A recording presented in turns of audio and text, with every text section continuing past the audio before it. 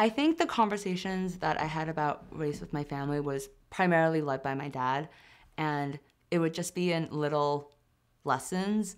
Like, I'd pick up the phone and I'd say hello, and he goes, "I can tell you're Korean over the phone." I was like, "It's because I am Korean and I'm on the phone with you." And he goes, no one should be able to tell you're Korean on the phone. People should just think you're American. When my parents talked about Americans, they clearly meant white Americans. When they meant any other kind of Americans, they named them. They said Black people or Latinos or Native American Indians was the language they would use for Native people. And so I understood early on that a real American was a white American and everybody else had to be qualified. Well, Asian American to me is a political identification, not like Democratic or Republican, but meaning, a way to organize, a group identification that has political implications and meaning and power and strength. Wearing this skin color is a big deal to me, which is why I don't say I'm just American anymore, because I'm not. Because America doesn't see me as just American. My first experience with race was when I was 6 years old. I fell in love with this girl named Janice, and I went up to her in the sandbox, and I was like, "Janice, I love you." And she was like, "You're the color of poop." And that was memory number one with like racism. And I didn't know what that was. I just took that literally. I was like, "What? No, it's not rubbing off." Like, it was very terrifying. These children around me already had the racial epithets to use against me. It's the first time in my life, of course, that I heard, chink and jap and gook. When I was in second grade, I used to walk a little bit to the bus stop away from my school, and there was a boy who used to beat me up. And when he used to beat me up, he used to call me the N-word, which I didn't quite know what it meant, but I knew that it was something negative. People who evoke the most fear in me is like 10-year-old white boys. Like, I will cross the street. My dad used to run a small business, and I remember people coming in who weren't Korean, and just white customers coming in, and they would just tell my dad to go back to his country.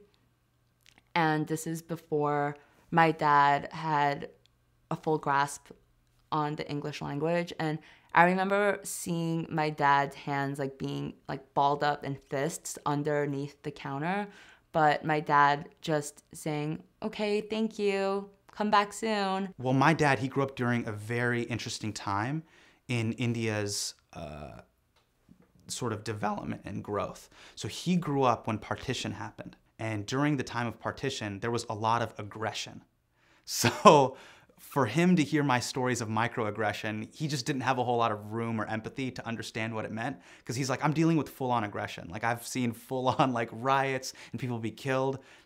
Fine, kids call you Saddam Hussein, just like deal with it. We have an amazing opportunity here. We have freeways, Wi-Fi, and Jamba Juice. You better go be president, no excuses. I had enough of stereotyping and targeting and not knowing who I was, that I decided, okay, I wanted to become invisible. I didn't want any eyes on me. So I took a big step of basically taking off my turban, cutting off my hair, and that worked for a while. But I find that the Asian American community as a whole, even the young community, they're very complacent about justice and race. And I think it's because, actually I know it's because a lot of them buy into the model minority myth. They don't really think in terms of immigration flows.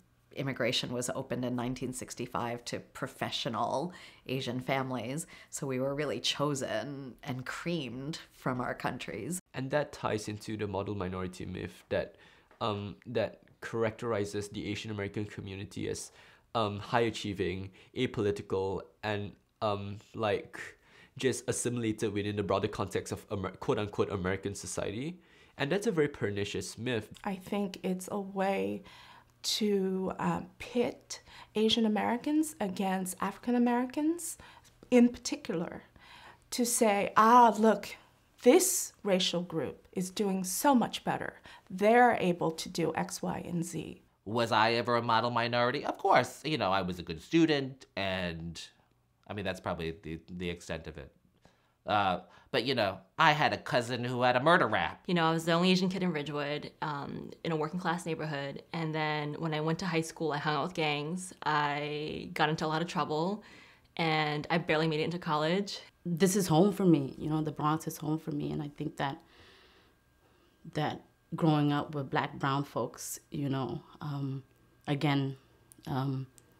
determines like our political alignment and solidarity work around like Black Lives Matters and things like that, because we came from the same community, you know, we lived in the same ghettos, and we know what it means to be invisible and abandoned by the U.S. When you look at more deeply within our own communities and how we play our role and how we're treated even differently within colorism and the spectrum of our skin tone, you know, Vietnamese people are treated differently and better than Cambodians, or Lao people or Hmong people, because we're lighter.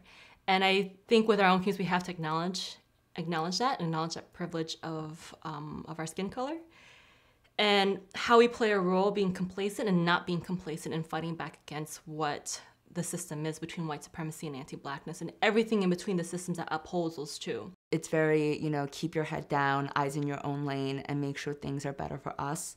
And I think that I saw that a lot growing up, and I've definitely thought that at some point in my life, where I would see injustices happening to other groups of people in this country, and I would tell myself, no, but you have your own things to worry about. You need to make sure that things are better for you. But then I realized when I grew up that it's not any of us that have the problem. It's the system that's the problem. And, you know, when the tide rises, all boats rise. So we need to stand by each other and we need to support one another.